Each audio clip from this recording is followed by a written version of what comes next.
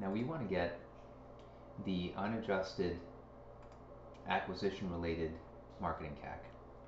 All this is total acquisition related sales and marketing divided by the customers acquired in the same period of time. So we are not yet accounting for any lead lag relationships that exist between when money is spent and when the benefit is derived.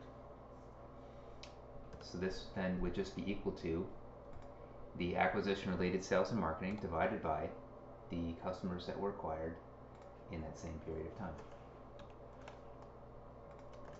And so interestingly, again, if we just kind of change the lower limit on this from 84 to 0,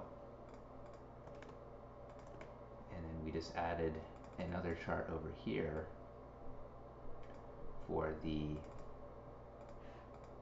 acquisition related sales and marketing CAC,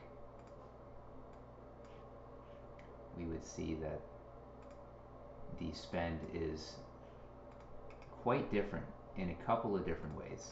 So for one, if we just set the upper limit here to be the same, we can see that the unadjusted sales and marketing CAC is way higher than the analogous form of CAC when we subset down to just the acquisition related spending. And interestingly, you can see this is trending down over time, whereas this is trending up over time. So if we add this trend label over here, we can see that's moving up. If we add that same trend label over here, you can see that's moving down. So very different trends you'll often get when you look at the one form of CAC versus the other.